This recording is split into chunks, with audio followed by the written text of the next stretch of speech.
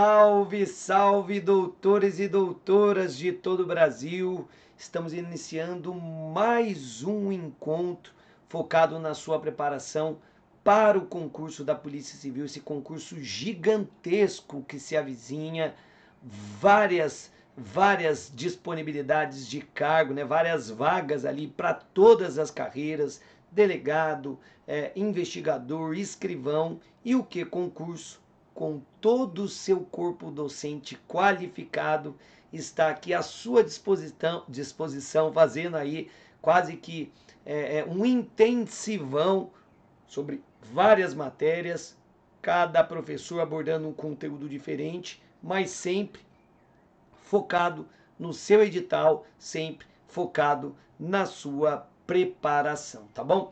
Para quem não me conhece, meu nome é Francisco Sanini. Eu sou mestre em Direito, delegado de polícia do Estado de São Paulo, professor concursado da Academia de Polícia, autor de livros jurídicos e professor aqui do Que Concurso nas disciplinas Legislação Especial Criminal, Direito Penal e Processo Penal, tá bom? Doutores, hoje eu quero trabalhar com vocês uma lei que eu já trabalhei aqui em outras lives, aliás, desde já peço que vocês deixem os seus comentários aqui, confiem na gente, pode dar aquela curtida, mas eu ainda não vi aula, vou deixar para curtir depois, ok, mas pode confiar que vocês vão gostar, tá? Então, deixem a sua curtida, encaminhem a aula para os seus amigos, para todo mundo que está se preparando. Afinal de contas, o conteúdo aqui é muito pertinente, muito relevante para a sua preparação para o concurso. Eu nunca consigo acompanhar o chat aqui, porque eu acabo né, perdendo a atenção, acabo não conseguindo desenvolver o raciocínio. Então, eu peço que deixem os seus comentários. Se porventura sobrar alguma dúvida, me procurem pela minha rede social, professor, na verdade não é professor, é só @fsanini, tá? Me procurem ali, especialmente no meu Instagram. Se identifiquem como alunos do que eu terei enorme prazer em atendê-los, tá bom? Doutores, como eu estava dizendo, a aula de hoje ela é especial, por quê? Porque a Academia de Polícia do Estado de São Paulo adora a lei de tortura. Porque ela é de fato uma lei muito importante, porque ela enfrenta uma prática que historicamente faz parte da nossa sociedade. E num período mais recente aí que nos remete à ditadura, que não faz aí muito tempo, a nossa Polícia Civil de São Paulo, ela esteve sempre muito vinculada à prática da tortura, né? Então, por conta disso, e considerando sobretudo que a Academia de Polícia também tem um foco muito grande em direitos humanos, né? São, sem dúvida, direitos humanos é um dos pontos mais importantes do concurso para a Polícia Civil. É evidente que a lei de tortura, por enfrentar uma das violações mais bárbaras a direitos humanos, que é a tortura, é evidente que esta lei ela é de grande relevância para a sua preparação, tá? Então hoje a gente vai fazer um estudo um pouco distinto sobre a lei de tortura, pensando não só na prova objetiva de múltipla escolha, mas também verticalizando um pouco, estudando de maneira um pouco mais profunda, pensando eventualmente numa prova discursiva, tá bom? Então vamos lá, doutores, contextualizando. No caderno de vocês, Lei 9455 de 97, mais conhecida como a Lei de Tortura, tá?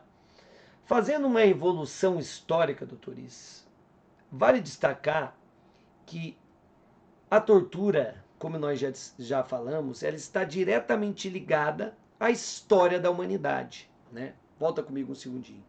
Nós sempre convivemos tristemente com a prática da tortura, né? E de um modo geral, muito se vincula a gênese, a nascente, o nascedouro da tortura no período da Inquisição, ou seja, na Santa Inquisição. O que não corresponde à verdade, porque a tortura ela já era praticada muito antes disso. O próprio Cristo, né, foi vítima de uma das mais emblemáticas torturas da nossa história. Né? É evidente que as chagas de Cristo ali caracterizam muito claramente um exemplo de tortura. Mas, por outro lado, na Inquisição houve, de acordo com a doutrina, uma institucionalização da tortura. A tortura ela foi de fato institucionalizada. Nós tínhamos à época, dentro do sistema inquisitivo de persecução penal, um modelo de provas tarifadas. Então, cada prova tinha um valor, cada prova tinha um peso. E a prova mais valiosa, tida como a rainha das provas, era a confissão. Tá? Então, a confissão do criminoso era tida como a rainha das provas. E com um detalhe, no sistema inquisitivo, a tortura era tida como um meio de obtenção de prova, uma técnica de investigação.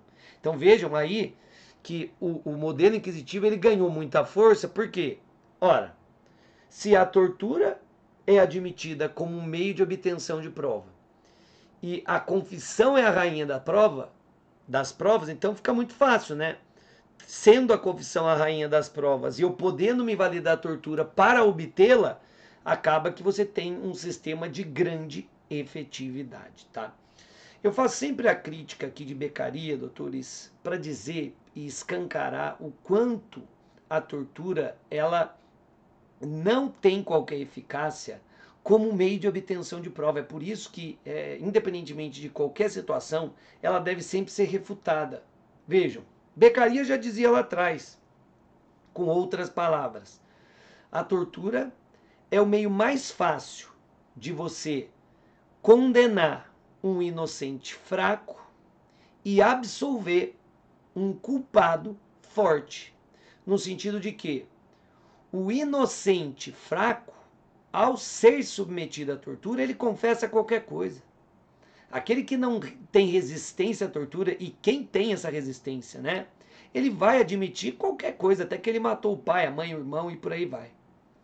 Agora, aquele que é forte, que tem uma resistência diante da tortura, mesmo sendo culpado, ele acaba sendo absolvido, porque ele não vai confessar o seu crime, tá? Então, essa frase de Beccaria, ela é muito emblemática e ilustrativa sobre a ineficácia da tortura como um meio de obtenção de prova, tá?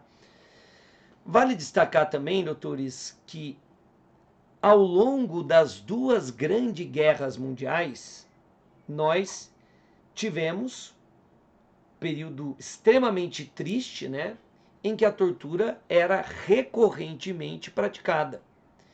Então foram tantos os abusos, tantas práticas de tortura durante as guerras mundiais, que ao final da Segunda Guerra Mundial, visando coibir essa prática, mesmo em estados de guerra, surgem convenções e tratados internacionais buscando coibir e prevenir a prática da tortura, com destaque aí para a Convenção contra a Tortura e outros tratamentos ou penas cruéis, desumanos ou degradantes de 1984.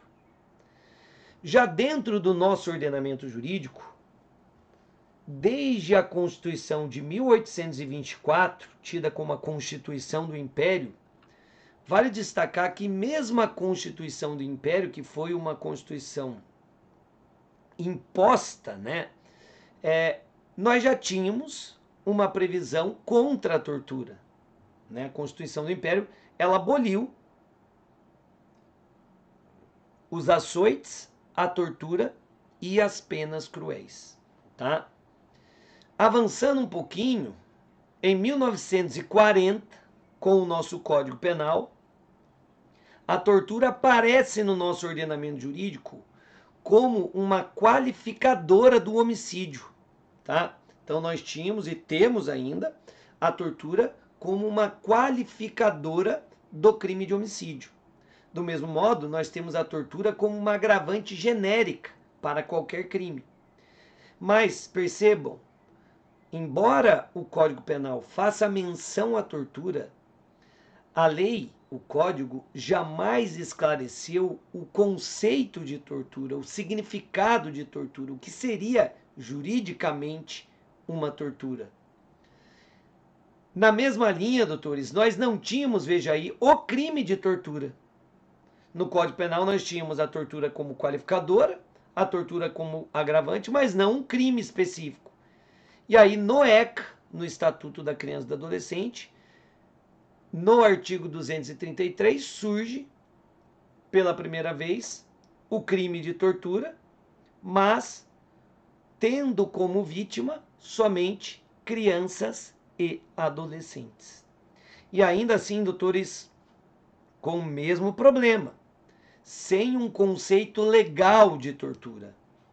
E foi somente com outro triste episódio envolvendo agentes públicos, né, policiais militares, na favela naval. Olha que legal você ter esse vínculo, né, numa prova discursiva, você saber que a Lei 9455 de 97, a Lei de Tortura, ela está diretamente ligada a este episódio na favela naval, na Grande São Paulo, em que policiais militares foram filmados aí praticando todo tipo de abusos contra a comunidade local. Eu lembro que eu era pequeno ainda na época, e isso reverberou muito, né? Eu mesmo fiquei muito impactado. Eu lembro que tinha o Rambo, o rei da bofetada, que ele batia em todo mundo ali, os moradores da comunidade.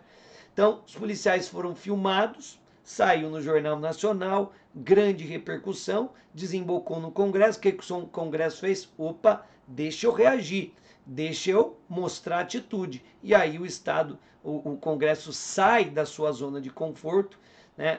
E embora a Constituição, desde 88, já fizesse a menção à tortura, né, coibindo a prática da tortura, não tínhamos uma lei de tortura. E aí, finalmente, surge a Lei 9455 de 97, mais conhecida como a Lei de Tortura, tá?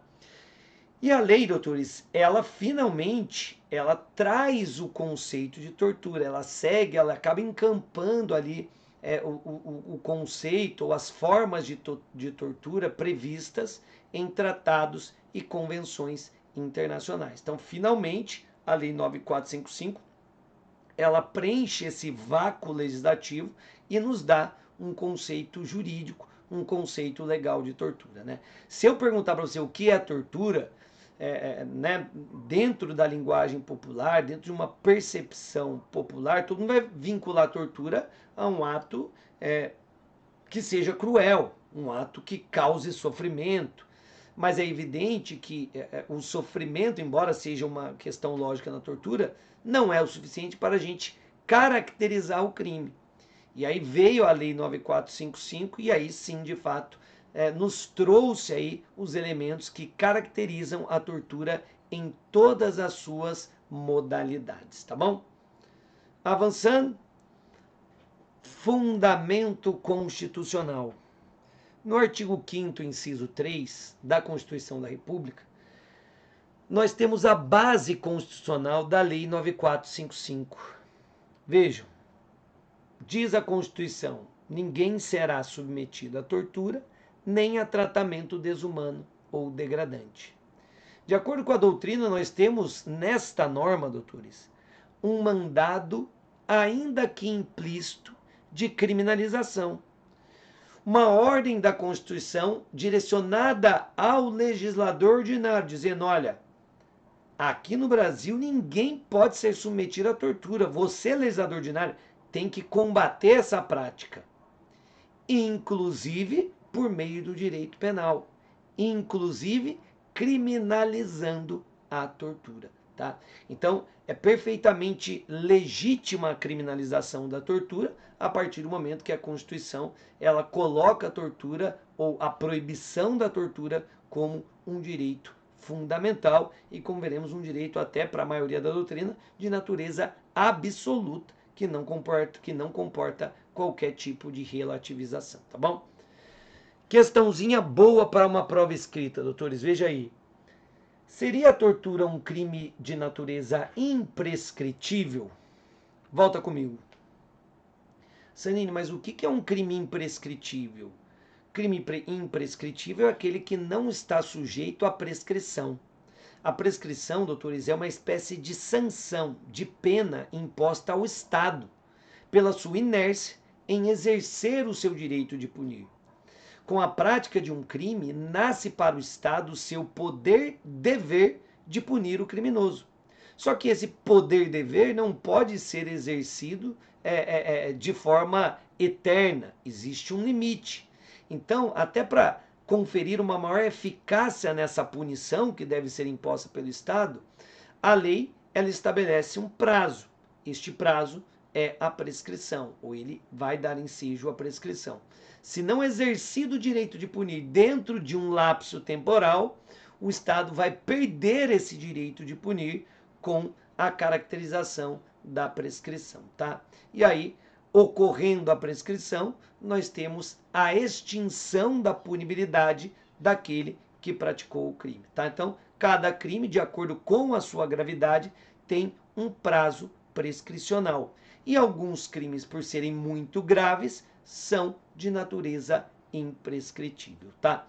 A polêmica aqui, doutores, está no fato de que para o Tratado de Roma prevê que a tortura é crime de natureza imprescritível. Não está sujeito, portanto, à prescrição. Ocorre que a nossa Constituição, em momento algum, ela prevê a imprescritibilidade da tortura. Ela prevê o racismo como um crime imprescritível, veja aí artigo 5º, inciso 42. A prática do racismo constitui crime inafiançável e imprescritível, sujeito à pena de reclusão, nos termos da Lei 7716, né, que já estudamos aqui, recomendo que vocês procurem. 2 aulas em que a gente enfrentou os principais pontos da lei de racismo. A Constituição, volta comigo, também prevê que as ações de grupos civis e militares contra a ordem constitucional e o Estado Democrático de Direito também são crimes de natureza imprescritível, mas a Constituição não prevê a imprescritibilidade da tortura. E tem um detalhe a mais nessa discussão, doutores, por quê? Porque se a gente olhar o artigo 5º, inciso romano 43, a gente vai ver que nesse dispositivo a Constituição coloca a tortura entre os crimes mais graves do nosso ordenamento jurídico, ao lado do tráfico, ao lado do terrorismo e ao lado dos crimes hediondos. E para os crimes mais graves, a Constituição já prevê alguns rigores, como a inafiançabilidade, como a impossibilidade de anistia ou graça, mas a Constituição, em momento algum, estabeleceu a imprescritibilidade da tortura e dos crimes hediondos, tá? Então, a gente fica com essa polêmica. A tortura é crime imprescritível ou imprescritível? Uma primeira corrente, doutores, se valendo do princípio do pro homine, né, aquele que busca a norma que melhor protege os direitos fundamentais, os direitos humanos, para essa primeira corrente, deve prevalecer a previsão da norma internacional. Então, nesse sentido, prevalece o Tratado de Roma. E, portanto, para essa primeira corrente, a tortura seria crime imprescritível, tá? Ocorre, doutores, que prevalece no Brasil a segunda corrente, tá? Então, em doutrina, podemos dizer que prevalece a segunda corrente que sustenta que a tortura é um crime prescritível. Esse entendimento, aliás, doutores, é o que eu adoto no meu Tratado de Legislação Especial Criminal. Ao promover um estudo sobre a tortura, a gente fala bastante sobre esse aspecto. Nós dizemos, doutores, que as normas internacionais, tratados, convenções, servem para tratar, né, das relações do Brasil no âmbito internacional.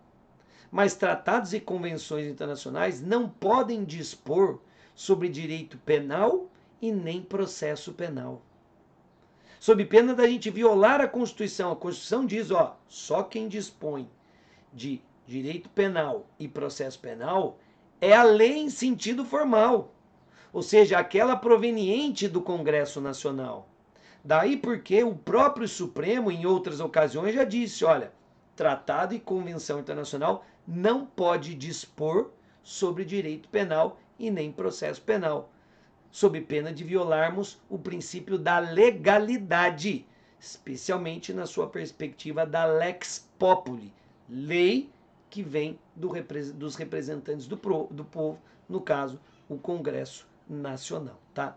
Em reforço, como nós já dissemos, me parece que o silêncio constitucional é um silêncio eloquente. Se a Constituição, lá no artigo 5º, inciso romano 43, que trata dos crimes hediondos, os mais graves, não colocou a imprescritibilidade como um dos rigores a serem observados aos autores desse crime, me parece que, para o legislador constituinte, não se desejava impor este rigor. E aí a gente tem que ver que o direito à prescrição é um direito fundamental. E se a Constituição não excepcionou, uma norma internacional não pode excepcioná-lo, tá? Então prevalece o entendimento, doutores, que a tortura é um crime prescritível, tá? Ela está sujeita à prescrição, tá? Só vou fazer uma última observação, que eu não me contenho, poderia evoluir, mas eu vou verticalizar com vocês. Por quê? Eu, particularmente, doutores, entendo, em âmbito doutrinário, que nós temos uma modalidade de tortura que é de natureza imprescritível, que é a tortura racial. Nós vamos estudar a tortura racial, que tem previsão no artigo 1º, inciso 1, a linha C, tá? Então, a tortura racial ou a tortura preconceituosa, por representar, por constituir uma espécie de racismo, essa tortura racial, por ser racismo, seria crime de natureza imprescritível, observando o mandado da própria Constituição, que estabelece a imprescritibilidade dos crimes de racismo, tá bom? Então, em nosso entendimento, somente a tortura racial que teria essa natureza de crime imprescritível, tá bom? Avançando para considerações gerais. Primeiro, objeto jurídico. Doutores, objeto jurídico é sempre o bem jurídico tutelado, é sempre o direito fundamental protegido pelo tipo penal incriminador. No caso dos crimes de tortura, o que se protege, o que se tutela aqui é, primeiro, a dignidade da pessoa humana e, secundariamente, a integridade física ou mental da vítima, tá? Então, podemos dizer que o bem jurídico principal, volta comigo, é a dignidade da pessoa humana, né? E secundariamente, aí sim, nós temos a integridade física ou mental da vítima da tortura, tá? Eu sempre destaco que a dignidade da pessoa humana é o bem jurídico principal, por quê? Porque, de um modo geral, doutores, veremos que a tortura ela tem por objetivo retirar a autonomia da vítima. Ela retira a liberdade individual da vítima por meio da tortura, por meio do sofrimento que ela impõe. Ela faz com que a vítima da tortura, perdendo a sua autonomia, se transforme em um objeto à disposição das vontades do torturador. Dizendo de outro modo, a tortura coisifica a vítima. E ao coisificá-la, evidentemente, que ela avilta por completo a dignidade daquela pessoa humana. Porque quem tem dignidade é a pessoa humana e se ela é transformada numa coisa, ela perde a sua dignidade, tá? Por isso que eu acho que essa construção ela é muito emblemática ao ilustrar por que o bem jurídico principal é a dignidade da pessoa humana, tá bom? Próximo ponto, objeto material. é sempre a pessoa ou a coisa sobre a qual recai a conduta punida. No caso da tortura, o objeto material é a vítima, né? Então a tortura é direcionada à vítima da tortura. Próximo ponto, competência. Competência. Doutores, a tortura é crime comum, tá? A tortura é crime comum que pode ser praticado. Bom, de novo, a tortura, na verdade, refazendo, esqueçam, foi no automático, tá? Então, com relação à competência, não estou falando dos sujeitos, né? Com relação à competência, a tortura é, em regra, um crime de competência da justiça comum estadual, tá? Então, em relação à competência para o processo de julgamento, pode voltar comigo, a tortura é um crime de competência da justiça estadual, tá? Daí porque, em regra, a atribuição investigativa é da Polícia Civil, né? Sua como futuro policial civil. Excepcionalmente, é evidente que a tortura pode ser de competência da Justiça Federal. Então, se policiais federais, no exercício de suas funções, praticarem tortura, opa, aí a competência para o processo de julgamento será da Justiça Federal, logo a atribuição investigativa será da Polícia Federal. Aquele triste episódio envolvendo os policiais rodoviários federais, né? Eles foram, né, que eles acabaram colocando um detido na viatura, jogaram bomba de gás lacrimogênio, gás de pimenta e o sujeito acabou morrendo asfixiado. Muito embora, salvo engano, eles tenham sido denunciados pelo crime de homicídio, no meu sentir, o que houve ali foi um crime de tortura qualificada pela morte, tá? Seja como for, tendo em vista que o crime foi praticado por policiais rodoviários federais no exercício da função, a competência para o processo e julgamento é da Justiça Federal e não da Justiça Estadual, tá bom? OBS importante, compete à Justiça Militar, de acordo com o artigo 9º do Código Penal Militar, o julgamento do crime de tortura praticado por policiais militares no exercício das funções, tá bom? Então, a tortura praticada por militares no exercício da função é de competência da Justiça Castrense, da Justiça Militar, tá? E aí, doutores, só faço uma observação, por quê? Porque o crime de tortura praticado por policial militar é crime hediondo, tá? Ou crime equiparado a hediondo. Cuidado com isso. O crime de tortura praticado por policial militar no exercício das funções é crime equiparado aos hediondos e sofre com todos os rigores da lei. Sanini, se o crime for praticado por civil, também é crime de natureza hedionda. A gente não pode esquecer que a tortura é um crime de natureza hedionda, tá bom? Ou equiparada aos crimes hediondos. Avançando, artigo 1º. Agora sim, a gente passa a estudar os tipos penais de tortura. Mas antes disso, deixa eu só dar mais uma canjinha, por quê? Olha que perguntinha boa. Antes da gente conhecer os crimes, a gente falou sobre a imprescritibilidade da tortura.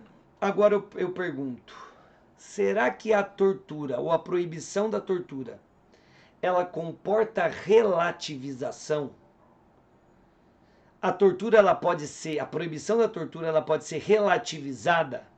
Trata-se de um bem jurídico ou de um direito fundamental absoluto ou relativo? Dizendo de outro modo, será possível falar em uma tortura para salvamento, como é estudado lá no direito português? Lá fala assim, tortura para salvamento. Imaginem que os órgãos de segurança pública capturam um terrorista.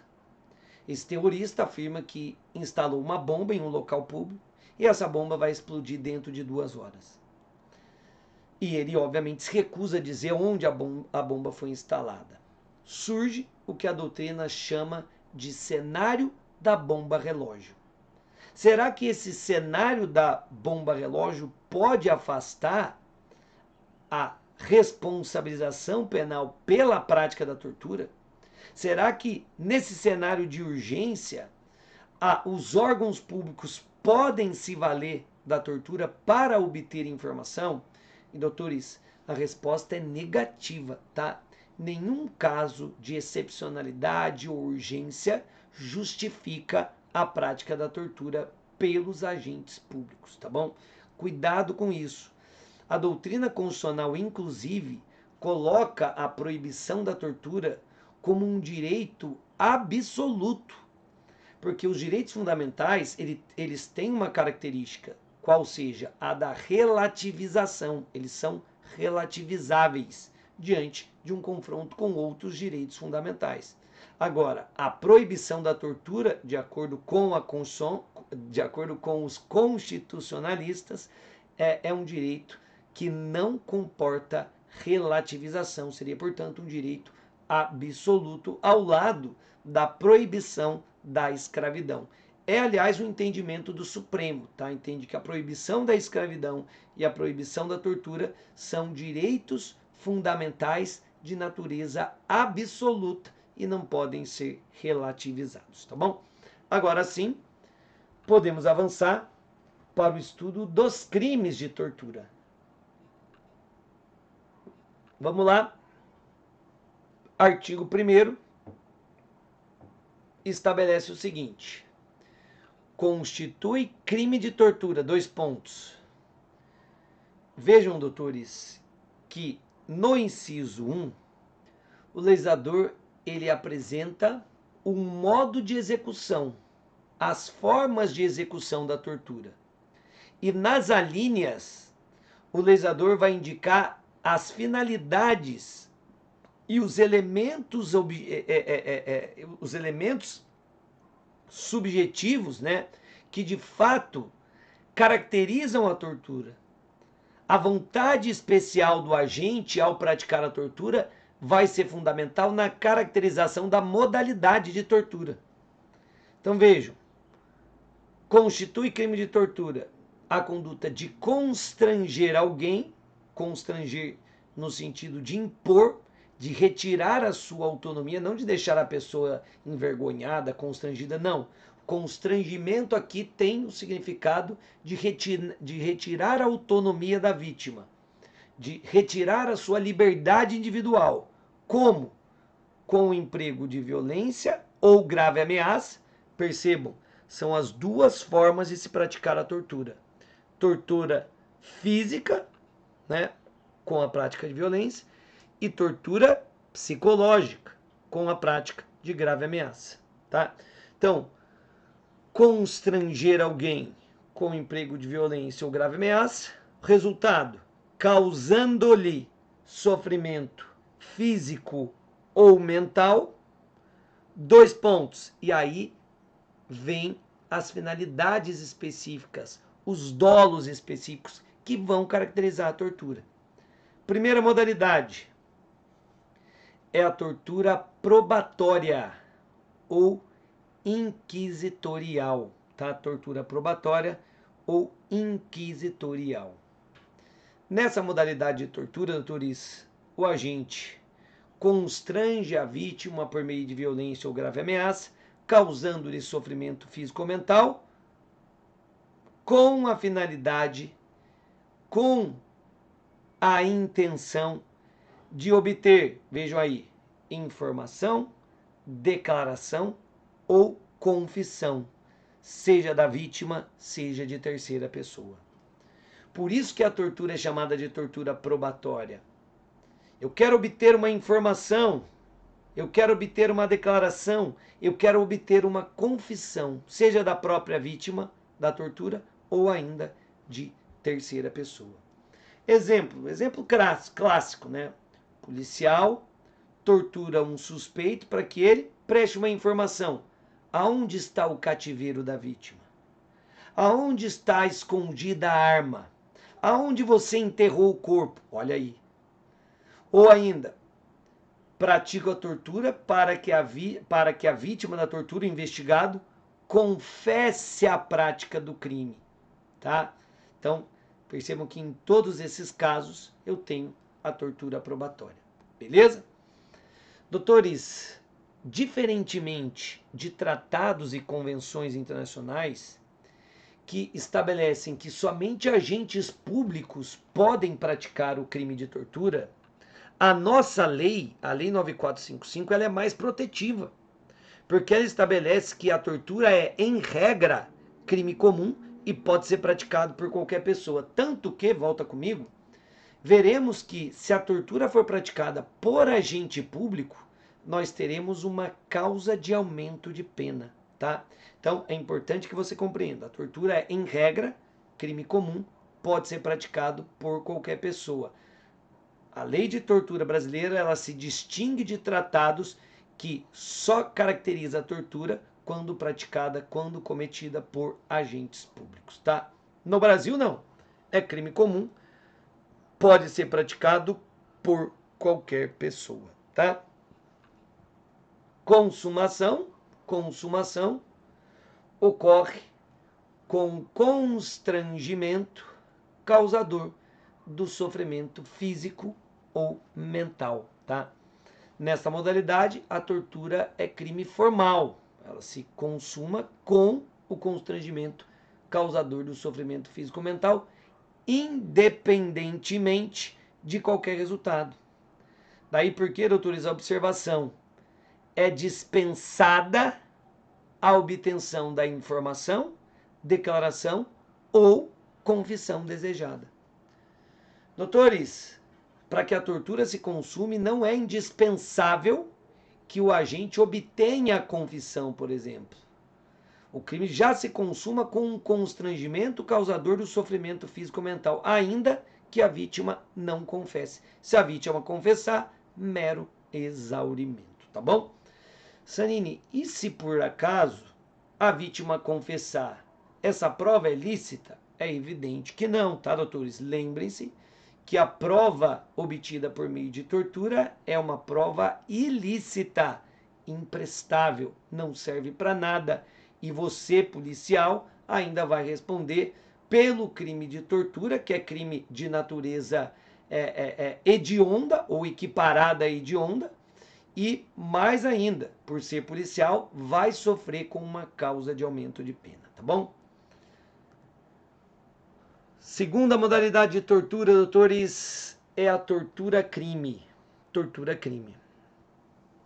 Nessa modalidade de tortura, o agente constrange a vítima, retirando sua autonomia por meio de violência ou grave ameaça, causando-lhe sofrimento físico ou mental, com o objetivo de provocar uma ação ou omissão de natureza criminosa, tá?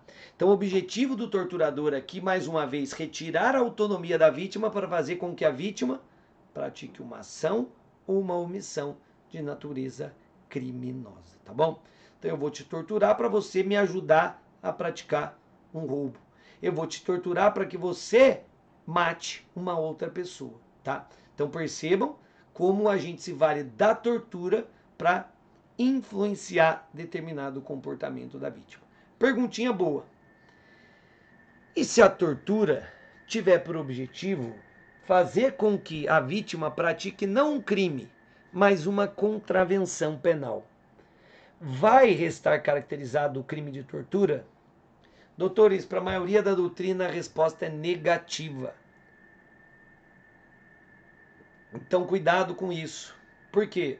Em respeito ao princípio da legalidade, considerando que o tipo penal ele faz menção à ação ou omissão de natureza criminosa, a prática ou o foco na prática de contravenção penal não vai caracterizar o crime de tortura. Pode caracterizar outro crime, mas não o crime de tortura. Beleza?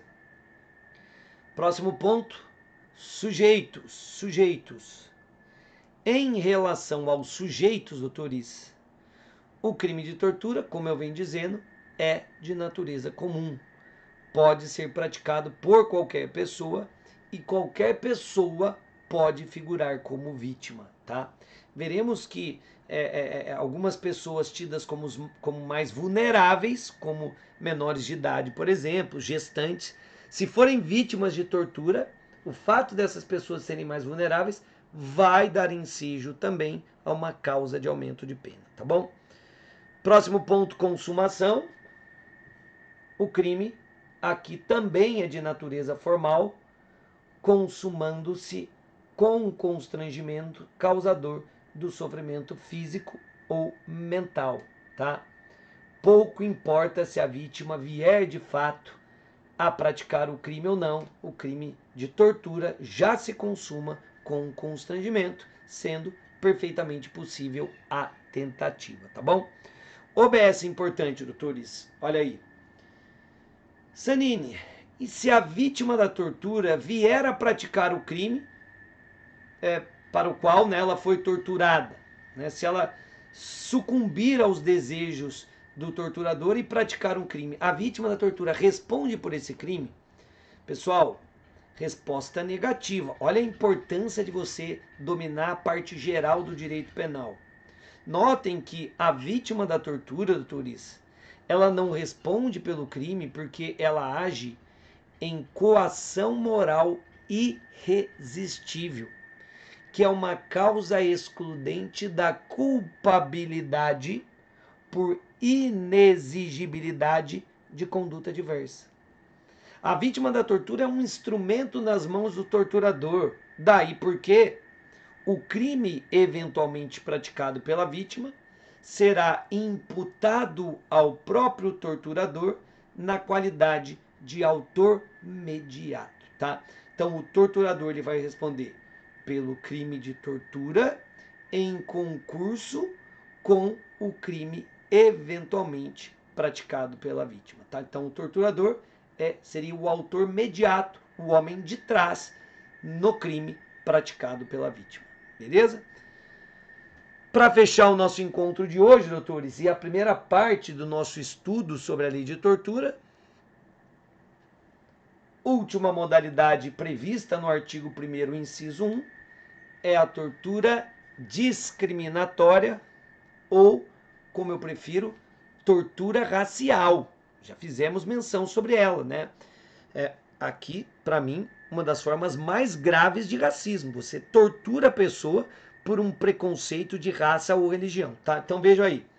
Nessa modalidade de tortura, o agente constrange a vítima, retirando sua autonomia por meio de violência ou grave ameaça, causando-lhe sofrimento físico ou mental, em razão de discriminação racial ou religiosa, tá? Então aqui, doutores, de novo, o foco do torturador é constranger a vítima por conta de uma discriminação, uma ideologia preconceituosa relacionada à raça ou religião. Sanini, e se ele tortura a vítima por conta de uma discriminação relacionada à sua origem ou, eventualmente, à sua opção sexual? Vai caracterizar esse crime de tortura? Olha aí o OBS, doutores, cuidado. A lei, em respeito ao princípio da legalidade, não admite outras formas de discriminação. Para você ampliar o alcance do tipo penal, você teria que fazer uma analogia em Malam Partem, tá? Então, não se admite aqui, em respeito ao princípio da legalidade, outras formas de discriminação ou preconceito. Somente a discriminação racial ou religiosa, tá? Não tem muito sentido, né? Não tem muito sentido. Mas, né, considerando que a lei de racismo, a lei 7716, ela tem um foco distinto da lei de tortura, aqui eu particularmente entendo que não é possível a gente ampliar o rol de discriminação ou preconceito, tá? é o que se propõe, né, é o que entende a maioria da doutrina. Mas, Sanini, o Supremo entendeu que condutas homotransfóbicas caracterizam crime de racismo. Cuidado, porque o próprio Supremo disse que aquele entendimento era válido tão somente para a lei de racismo, não se estendendo para outros diplomas normativos, tá bom? Então aqui a gente só vai ter mesmo a tortura em razão de discriminação racial ou religiosa, tá bom? Com relação aos sujeitos, o crime é comum, qualquer pessoa pode figurar como autora ou como vítima, e no que se refere à consumação, o crime se consuma com o constrangimento causador do sofrimento físico ou mental, sendo perfeitamente cabível a tentativa, tá bom? Doutores, só lembro aqui que uma vez mais, deixa eu só separar aqui a nossa vinheta, porque uma vez mais eu preciso lembrá-los que o crime de tortura racial, por caracterizar uma espécie do gênero racismo, seria crime de natureza imprescritível. Mas, Zanini, por estar fora da lei de racismo, não haveria ali uma ofensa ao princípio da legalidade? Há em doutrina quem possa entender dessa forma. Mas, doutores, essa nossa visão ela é pioneira. Você não vai encontrar em nenhum livro, eu já estudei tudo que tem da lei de tortura, ninguém levantou essa bandeira, essa opção, né? essa possibilidade. Nós fomos pioneiros.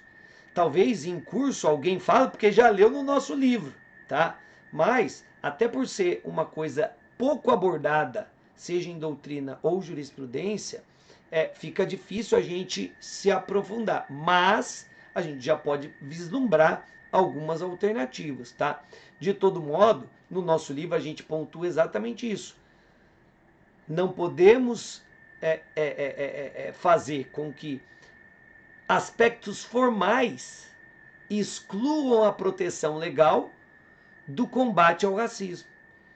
Na linha que o próprio Supremo decidiu já, e aí de novo recomendo a nossa aula sobre a lei de racismo, o fato de o tipo penal não estar na lei específica de racismo não faz com que ele não seja tratado como uma espécie de racismo, tá? Como eu disse, a tortura racial é uma das formas mais graves de tortura, tá? É uma das formas, perdão, mais graves de racismo. E por isso deve sofrer com todas as consequências jurídicas impostas aos crimes de racismo, entre elas a imprescritibilidade, tá bom? Pessoal, como o nosso tempo já está acabando, vou parar por aqui, até porque para desenvolver outros pontos da lei de tortura eu precisaria de mais tempo, e aqui a gente já bateu 50 minutos, então eu vou parar por aqui, e num próximo encontro, numa próxima live, eu sigo tratando com vocês os principais aspectos envolvendo a lei de tortura, tá bom? Se você assistiu essa aula ao vivo e eu não respondi às suas manifestações, peço, né, por gentileza, professor atrapalhadores, eu ralo aqui com tudo que tem de tecnologia, fico nervoso, então não dá. Meu negócio é só falar sobre direito, tá? Então, para eu não me atrapalhar, eu acabo não olhando as manifestações. Qualquer dúvida, podem me procurar pelas minhas redes sociais, especialmente pelo meu Instagram, @fsanini.